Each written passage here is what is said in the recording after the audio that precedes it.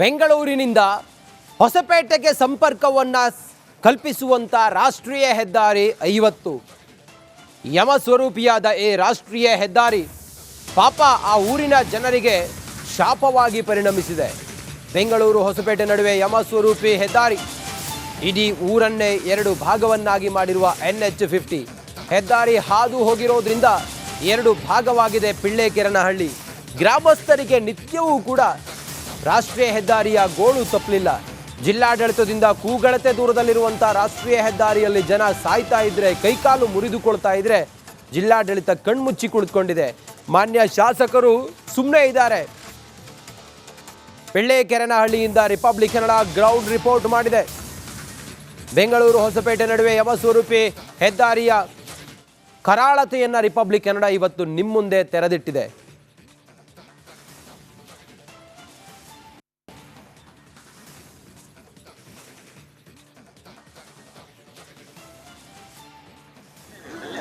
ಪಿಳ್ಳೆಕೆರನಹಳ್ಳಿಗೆ ಮರಣ ಶಾಸನವಾದಂಥ national highway 50ರ ಇವತ್ತಿನ ಚಿತ್ರಣವನ್ನು ನಿಮಗೆ ನಾನು ತೋರಿಸ್ತೀನಿ.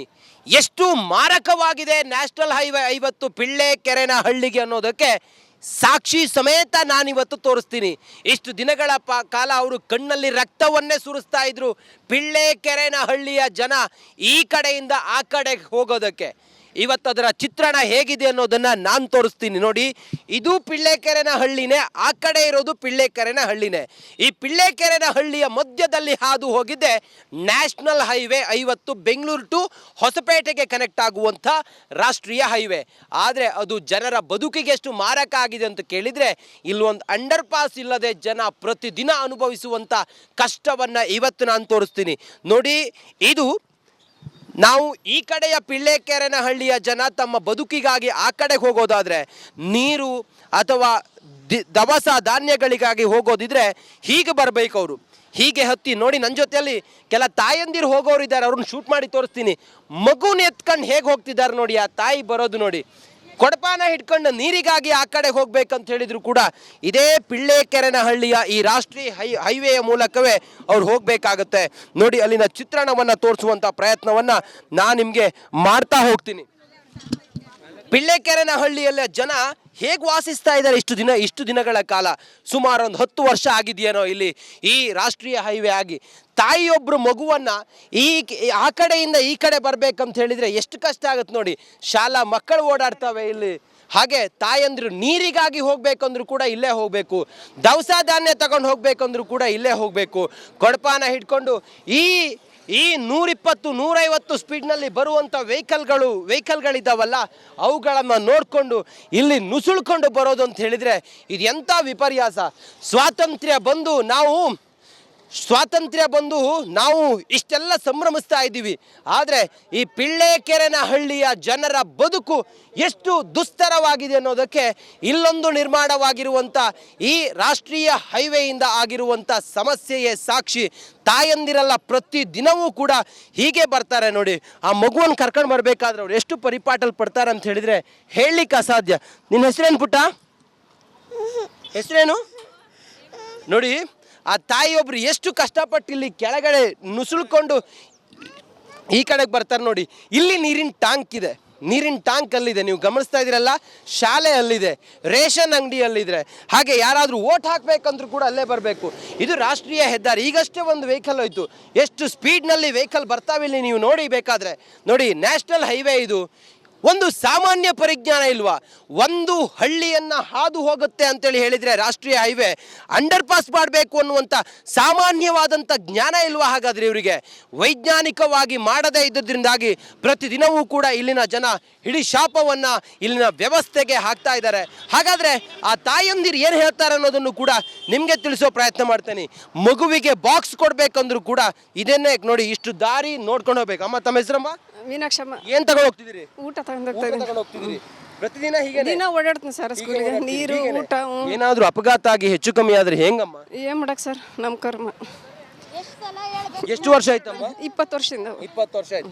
ಅಮ್ಮ ಏನಮ್ಮ ಹಿಂಗಾದ್ರೆ ಹೇಗೆ? ಸರ್ ಇವ್ರಿಗೆ ಹೇಳಿ ಹೇಳಿ ಸಾಕಾಗಿದೆ. ಸರ್ಕಾರರಿಗೆ ನಾವು ಹೋಗಿ ಎಷ್ಟು ಸಲನೂ ಹೇಳಿದೀವಿ, 200 ಪಾಸ್ ಮಾಡಿಕೊಡ್ರಿ ಸರ್ ಹುಡುಗರಿಗೆ, ಶಾಲೆ ಹೋಗೋ ಮಕ್ಕಳಿಗೆ ಮತ್ತೆ ಹುಡುಗರು ವಯಸ್ಸಾಗೋರಿಗೆ ರೇಷನ್ಗೂ ಹತ್ಕೊಂಡು ಹೋಗ್ಬೇಕಂದ್ರೆ ಬಹಳ ಕಷ್ಟ ಆಗುತ್ತೆ ಸರ್. ಈ ಕಡೆ ದೇವಸ್ಥಾನಕ್ಕೆ ಇನ್ನು ನಿಮ್ಮನ್ನು ಮಾತಾಡ್ತೀನಿ ನೋಡಿ.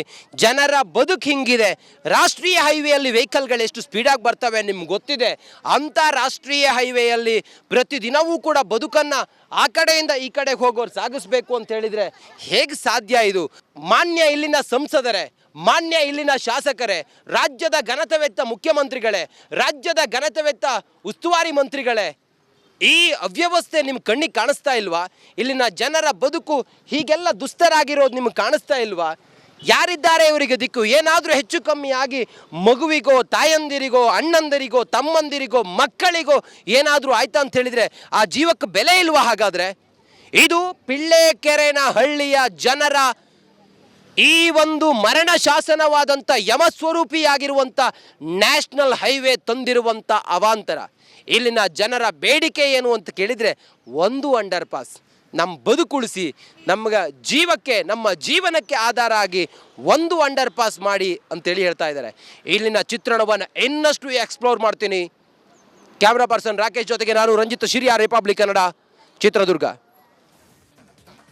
ಬೆಂಗಳೂರಿನಿಂದ ಹೊಸಪೇಟೆಗೆ ಸಂಪರ್ಕವನ್ನು ಕಲ್ಪಿಸುವಂಥ ರಾಷ್ಟ್ರೀಯ ಹೆದ್ದಾರಿ 50 ಯಮಸ್ವರೂಪಿಯಾದ ಈ ರಾಷ್ಟ್ರೀಯ ಹೆದ್ದಾರಿ ಪಾಪ ಆ ಊರಿನ ಜನರಿಗೆ ಶಾಪವಾಗಿ ಪರಿಣಮಿಸಿದೆ. ಬೆಂಗಳೂರು ಹೊಸಪೇಟೆ ನಡುವೆ ಯಮಸ್ವರೂಪಿ ಹೆದ್ದಾರಿ ಇಡೀ ಊರನ್ನೇ 2 ಭಾಗವನ್ನಾಗಿ ಮಾಡಿರುವ NH50 ಹೆದ್ದಾರಿ ಹಾದು ಹೋಗಿರೋದ್ರಿಂದ 2 ಭಾಗವಾಗಿದೆ ಪಿಳ್ಳೆಕೆರೆನಹಳ್ಳಿ. ಗ್ರಾಮಸ್ಥರಿಗೆ ನಿತ್ಯವೂ ಕೂಡ ರಾಷ್ಟ್ರೀಯ ಹೆದ್ದಾರಿಯ ಗೋಳು ತಪ್ಪಲಿಲ್ಲ. ಜಿಲ್ಲಾಡಳಿತದಿಂದ ಕೂಗಳತೆ ದೂರದಲ್ಲಿರುವಂಥ ರಾಷ್ಟ್ರೀಯ ಹೆದ್ದಾರಿಯಲ್ಲಿ ಜನ ಸಾಯ್ತಾ ಇದ್ರೆ, ಕೈಕಾಲು ಮುರಿದುಕೊಳ್ತಾ ಇದ್ರೆ ಜಿಲ್ಲಾಡಳಿತ ಕಣ್ಮುಚ್ಚಿ ಕುಳಿತುಕೊಂಡಿದೆ. ಮಾನ್ಯ ಶಾಸಕರು ಸುಮ್ಮನೆ ಇದ್ದಾರೆ. ಪಿಳ್ಳೆಕೆರೆನಹಳ್ಳಿಯಿಂದ ರಿಪಬ್ಲಿಕ್ ಕನ್ನಡ ಗ್ರೌಂಡ್ ರಿಪೋರ್ಟ್ ಮಾಡಿದೆ. ಬೆಂಗಳೂರು ಹೊಸಪೇಟೆ ನಡುವೆ ಯಮಸ್ವರೂಪಿ ಹೆದ್ದಾರಿಯ ಕರಾಳತೆಯನ್ನು ರಿಪಬ್ಲಿಕ್ ಕನ್ನಡ ಇವತ್ತು ನಿಮ್ಮ ಮುಂದೆ ತೆರೆದಿಟ್ಟಿದೆ.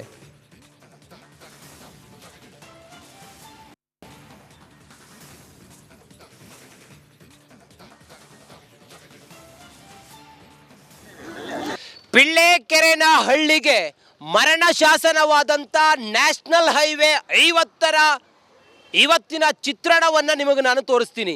ಎಷ್ಟು ಮಾರಕವಾಗಿದೆ ನ್ಯಾಷನಲ್ ಹೈವೇ 50 ಪಿಳ್ಳೆಕೆರೆನಹಳ್ಳಿಗೆ ಅನ್ನೋದಕ್ಕೆ ಸಾಕ್ಷಿ ಸಮೇತ ನಾನಿವತ್ತು ತೋರಿಸ್ತೀನಿ.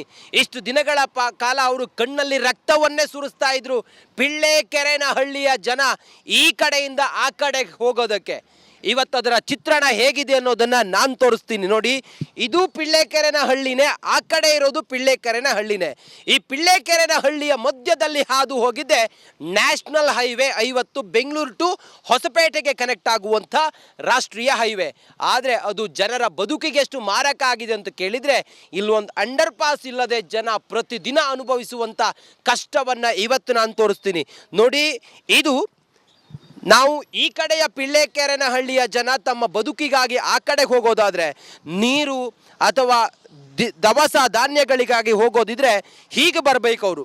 ಹೀಗೆ ಹತ್ತಿ ನೋಡಿ, ನನ್ನ ಜೊತೆಯಲ್ಲಿ ಕೆಲ ತಾಯಂದಿರು ಹೋಗೋರು ಇದ್ದಾರೆ, ಅವ್ರನ್ನ ಶೂಟ್ ಮಾಡಿ ತೋರಿಸ್ತೀನಿ. ಮಗುನ ಎತ್ಕೊಂಡು ಹೇಗೆ ಹೋಗ್ತಿದ್ದಾರೆ ನೋಡಿ, ಆ ತಾಯಿ ಬರೋದು ನೋಡಿ. ಕೊಡಪಾನ ಹಿಡ್ಕೊಂಡು ನೀರಿಗಾಗಿ ಆ ಕಡೆ ಹೋಗ್ಬೇಕಂತ ಹೇಳಿದ್ರು ಕೂಡ ಇದೇ ಪಿಳ್ಳೆಕೆರೆನಹಳ್ಳಿಯ ಈ ರಾಷ್ಟ್ರೀಯ ಹೈವೇಯ ಮೂಲಕವೇ ಅವ್ರು ಹೋಗಬೇಕಾಗತ್ತೆ ನೋಡಿ. ಅಲ್ಲಿನ ಚಿತ್ರಣವನ್ನು ತೋರಿಸುವಂಥ ಪ್ರಯತ್ನವನ್ನು ನಾನು ನಿಮಗೆ ಮಾಡ್ತಾ ಹೋಗ್ತೀನಿ. ಪಿಳ್ಳೆಕೆರೆನಹಳ್ಳಿಯಲ್ಲ ಜನ ಹೇಗೆ ವಾಸಿಸ್ತಾ ಇದ್ದಾರೆ ಇಷ್ಟು ದಿನಗಳ ಕಾಲ. ಸುಮಾರು ಒಂದು 10 ವರ್ಷ ಆಗಿದೆಯೇನೋ ಇಲ್ಲಿ ಈ ರಾಷ್ಟ್ರೀಯ ಹೈವೇ ಆಗಿ. ತಾಯಿಯೊಬ್ಬರು ಮಗುವನ್ನು ಆ ಕಡೆಯಿಂದ ಈ ಕಡೆ ಬರಬೇಕಂತ ಹೇಳಿದರೆ ಎಷ್ಟು ಕಷ್ಟ ಆಗುತ್ತೆ ನೋಡಿ. ಶಾಲಾ ಮಕ್ಕಳು ಓಡಾಡ್ತವೆ ಇಲ್ಲಿ. ಹಾಗೆ ತಾಯಂದ್ರು ನೀರಿಗಾಗಿ ಹೋಗ್ಬೇಕಂದ್ರೂ ಕೂಡ ಇಲ್ಲೇ ಹೋಗಬೇಕು, ದವಸ ಧಾನ್ಯ ತಗೊಂಡು ಹೋಗ್ಬೇಕಂದ್ರೂ ಕೂಡ ಇಲ್ಲೇ ಹೋಗಬೇಕು. ಕೊಡಪಾನ ಹಿಡ್ಕೊಂಡು ಈ 120-150 ಸ್ಪೀಡ್ನಲ್ಲಿ ಬರುವಂಥ ವೆಹಿಕಲ್ಗಳಿದ್ದಾವಲ್ಲ, ಅವುಗಳನ್ನು ನೋಡಿಕೊಂಡು ಇಲ್ಲಿ ನುಸುಳ್ಕೊಂಡು ಬರೋದು ಅಂತ ಹೇಳಿದರೆ ಇದು ಎಂಥ ವಿಪರ್ಯಾಸ. ಸ್ವಾತಂತ್ರ್ಯ ಬಂದು ನಾವು ಸ್ವಾತಂತ್ರ್ಯ ಬಂದು ನಾವು ಇಷ್ಟೆಲ್ಲ ಸಂಭ್ರಮಿಸ್ತಾ ಇದ್ದೀವಿ, ಆದರೆ ಈ ಪಿಳ್ಳೆಕೆರೆನಹಳ್ಳಿಯ ಜನರ ಬದುಕು ಎಷ್ಟು ದುಸ್ತರವಾಗಿದೆ ಅನ್ನೋದಕ್ಕೆ ಇಲ್ಲೊಂದು ನಿರ್ಮಾಣವಾಗಿರುವಂಥ ಈ ರಾಷ್ಟ್ರೀಯ ಹೈವೇಯಿಂದ ಆಗಿರುವಂಥ ಸಮಸ್ಯೆಯೇ ಸಾಕ್ಷಿ. ತಾಯಂದಿರೆಲ್ಲ ಪ್ರತಿ ದಿನವೂ ಕೂಡ ಹೀಗೆ ಬರ್ತಾರೆ ನೋಡಿ. ಆ ಮಗುವನ್ನು ಕರ್ಕೊಂಡು ಬರಬೇಕಾದ್ರೆ ಅವ್ರು ಎಷ್ಟು ಪರಿಪಾಟಲ್ ಪಡ್ತಾರೆ ಅಂತ ಹೇಳಿದರೆ ಹೇಳಲಿಕ್ಕೆ ಅಸಾಧ್ಯ. ನಿನ್ನ ಹೆಸರೇನು ಪುಟ್ಟ? ಹೆಸರೇನು? ನೋಡಿ, ಆ ತಾಯಿಯೊಬ್ರು ಎಷ್ಟು ಕಷ್ಟಪಟ್ಟು ಇಲ್ಲಿ ಕೆಳಗಡೆ ನುಸುಳ್ಕೊಂಡು ಈ ಕಡೆಗೆ ಬರ್ತಾರೆ ನೋಡಿ. ಇಲ್ಲಿ ನೀರಿನ ಟ್ಯಾಂಕ್